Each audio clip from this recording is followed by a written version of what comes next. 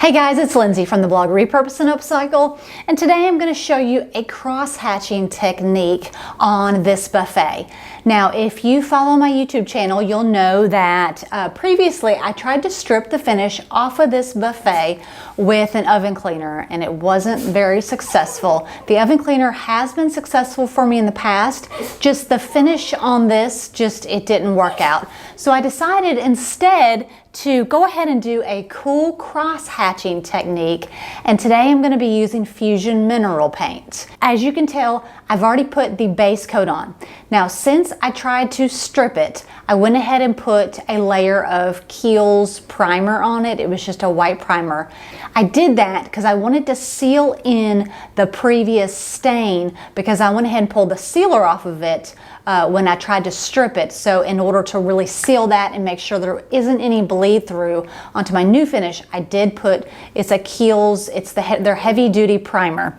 And I did go ahead and do my base coat of Fusion Mineral Paint. I'm going to show you here in just a second what colors I'm using. But I have found that when you're doing a crosshatch technique, sometimes it's easier just to go ahead and start with your dark color, put your base color on there, and then do the crosshatch with your lighter colors that you're going to blend with.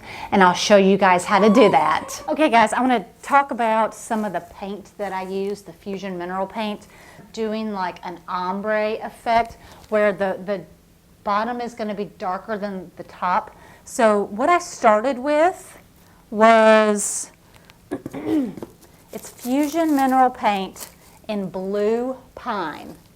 And a little tip with Fusion, this stuff dries really fast and it dries really hard. So what I do, and I got a tip from the lady I buy this from, you put saran wrap over or under the lid before you screw it on. It makes it a lot easier to screw off because it'll dry and it'll be really hard to unscrew these lids. So just a Fusion tip. So anyway, the bottom coat and the darkest coat is Blue Pine. So I covered the bottom coat up to about here with Blue Pine, and then I took the Paisley, the Fusion Mineral Paint Paisley, and I did this up and the top. So in order to do the cross hatching and really bring out that texture, so I am using the Paisley to start layering the bottom layer where I've done the darkest color. And let me show you the other colors I'm going to use. The other colors I'm using is Putty, and I'm using Little Whale. Little Whale is like a light blue, and I'm going to start with the Paisley on the bottom, probably come in with a little bit of the Little Whale, which is like a light blue, and then probably come in with a Putty on top of that. And as I move up, I'm going to keep the colors. I'm going to move from the darker colors to the lighter colors, and I'll show you how I do that. And I'm going to end, I have this raw silk, and I have a little bit of the metallic vintage gold because I want a few metallics in there to really give it some dimension. So let's start. Let me show you guys. I just grabbed just one of these disposable plates, and you can see how I've got the different colors. Now for one paintbrush, I'm going to use these two colors together, and it's okay because this whole thing is about blending colors. And then I'll use probably two different paintbrushes here. I'm sorry, y'all, don't mind my animals. So, like I said, on the bottom, this is how I'm going to do it. I started with the dark color. This is the lighter color that's up here that I'm going to start layering down here on the darker color. So the biggest tip I have, and by the way, these are chip brushes. These are just disposable chip brushes that I bought at the hardware store. But my biggest tip when you do this, you do not want a lot of paint on your paintbrush. So after you dip your paintbrush in the paint, offload it. And what I mean is I take it and just dab it somewhere else to kind of dry the brush. I'm sorry, y'all, it's my dog. After you offload it, you take your brush, don't press down very hard. And if you get a spot where it looks almost solid, you have too much paint on your brush. So after you do that, you take your brush, lightly go over in this cross hatch motion. You can see me do it here too. Okay? I'm going to offload my brush, and then I'm going to just go like this.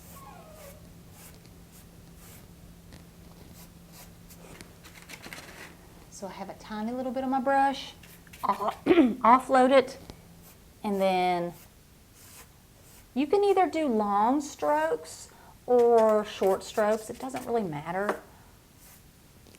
Do you see what I'm doing though?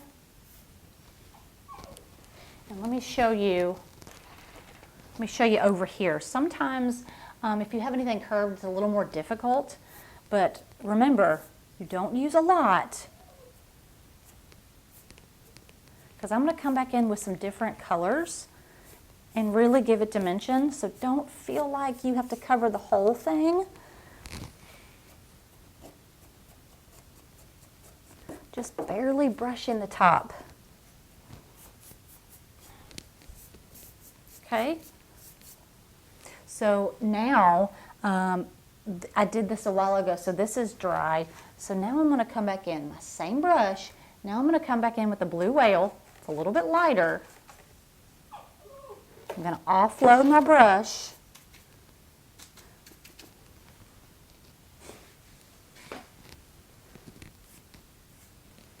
You see that? Give it a little more dimension. And you can see how it's really pulling out the texture of the wood. And I'm not putting a lot of pressure at all on my paintbrush. Just barely tapping the surface. Okay, get a little more. I'm going to offload it.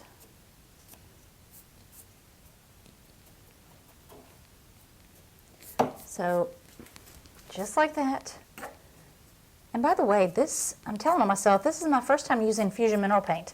So far, I love it.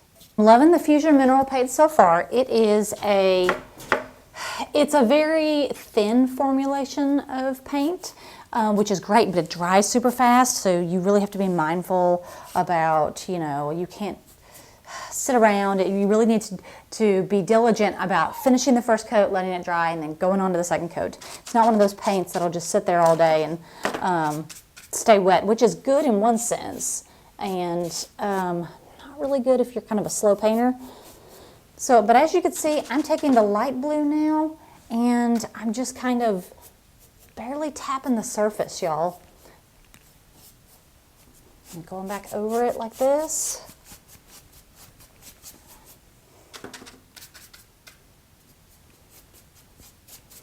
And then I'm loving the way this is looking so far.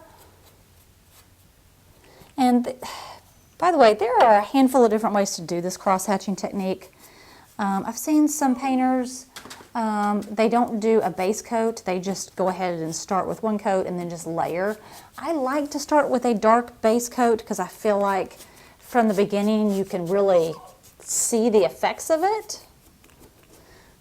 But, there's no right or wrong way to do this. So basically, I've done this side. I'm going to move to the next side, and I'll continue on and show you guys. So once again, I'm starting with this color, which is one shade lighter than this.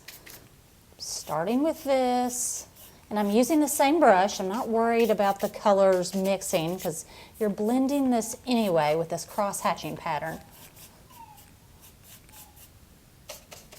And as far as your chip brushes go, a 2-inch I feel works the best for this. Depends on what kind of surface you're covering, but I do feel like the 2-inch is probably what's worked the best, for me at least.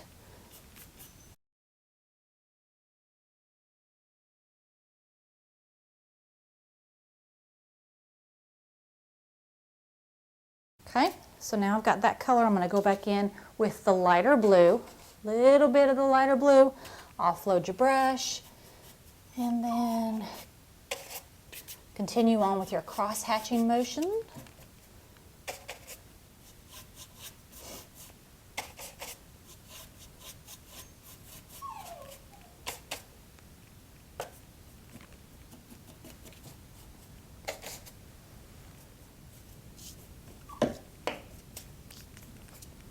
The one thing I love about this technique is it makes it look like old, gives it that antique look without, you know, a whole lot of distressing or really a whole lot of effort.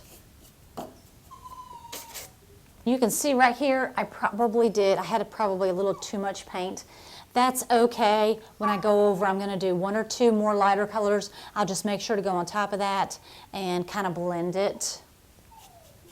The lighter color, well, the lightest color you use is really gonna be the one that blends them all together.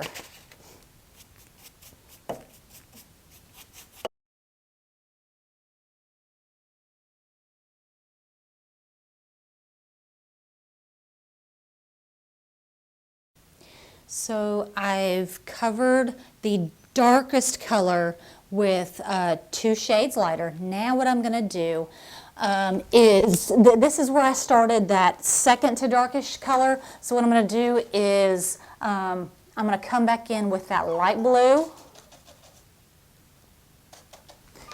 and start with the light blue up here.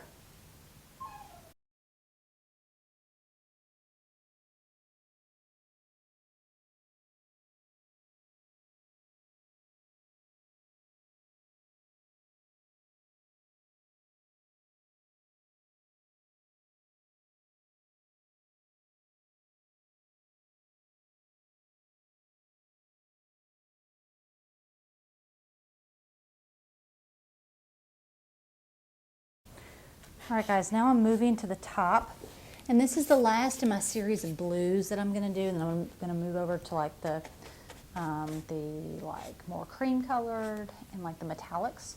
So, like I said, here's my brush, offloading my brush,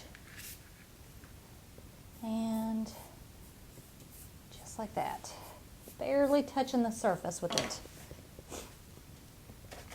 One little tip.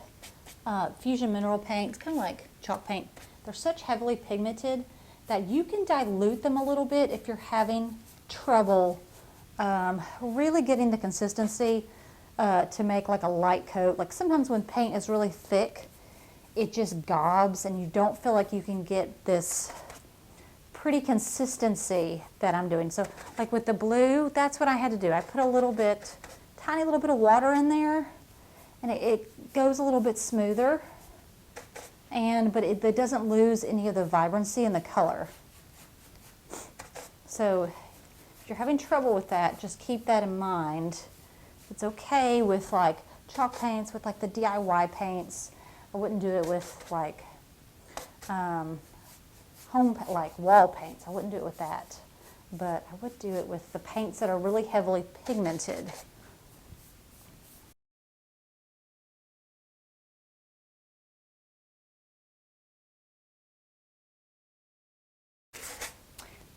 This method is very similar to like a dry brush, where you're like offloading the paint and then doing like a dry brush technique.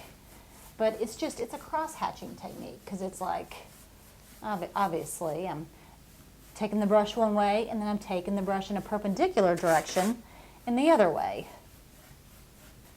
And by the way, before you move on to the next color, you want to make sure the first coat is dry, because you don't want to drag the colors together.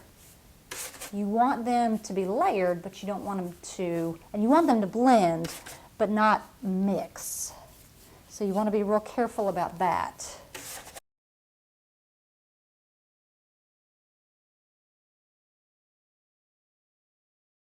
So right now I'm done with the blues or the light grays. I'm going to take a new chip brush and I'm going to move on with, you can see I'm going to go to the darker color. I'm going to go to this mauve color, and I'm going to start at the bottom again, and I'm going to kind of work my way up. I'm not going to, this is the lighter color. I'm only going to use this on the top, because like I said, I'm going from like an ombre from dark to light. So now we're going to start with this.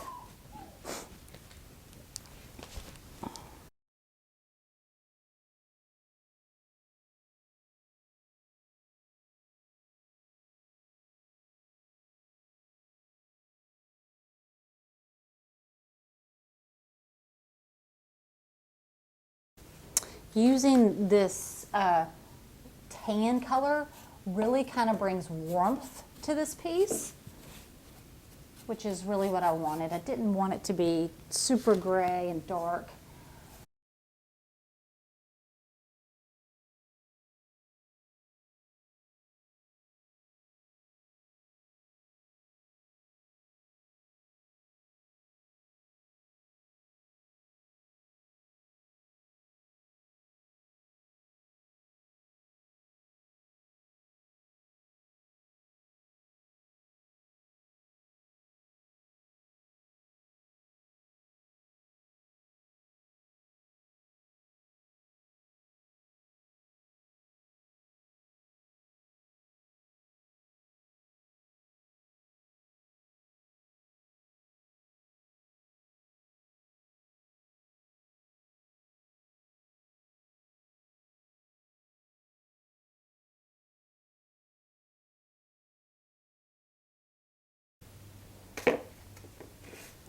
Now you can see I have done a little bit of the mauve up here, but I'm going to come in with a lighter color.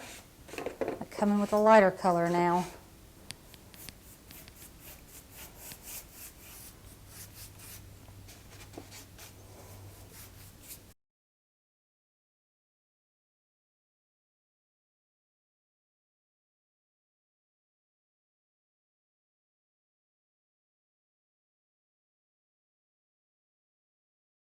I'll show y'all some of the texture on this.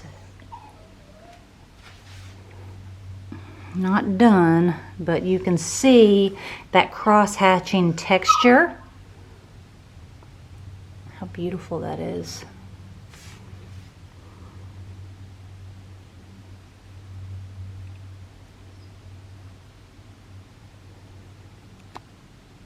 Now the last thing I'm going to do, I'm going to go in with this gold and a small brush. I'm going to go in all of like the crevices. I'm just going to go in and highlight.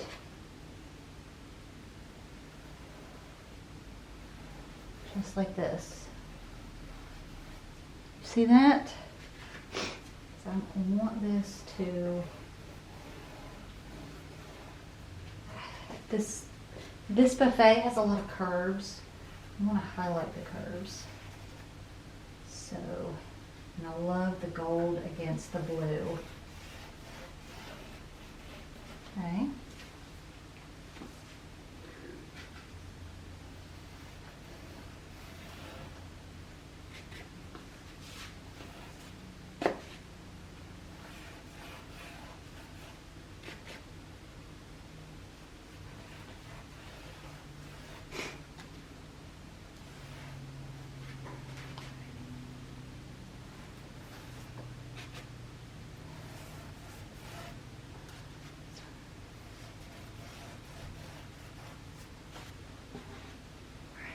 I'm going to go in and highlight the inside.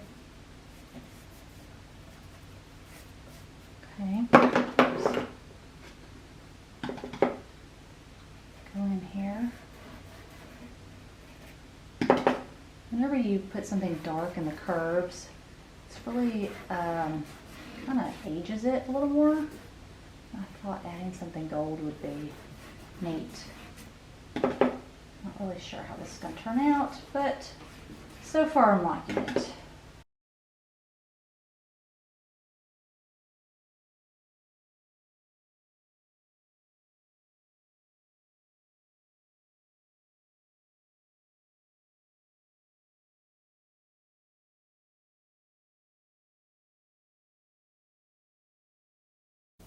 All right, guys, finished product.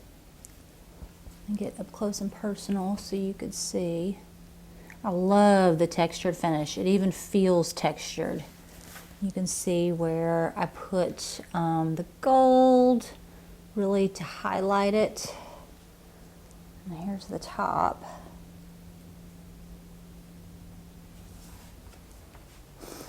What are y'all's thoughts? I love it so far.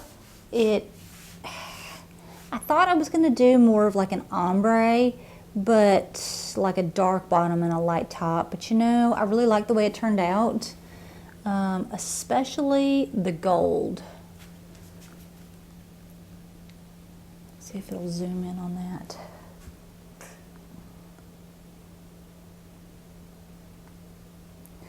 So I love the finish. It even feels textured. I hope y'all have learned some about using a crosshatch technique. This was fun. It was fairly easy, and I feel like it's something that anybody could do. Doesn't take a whole lot of skill. Thanks for watching, guys, and we'll see you next time.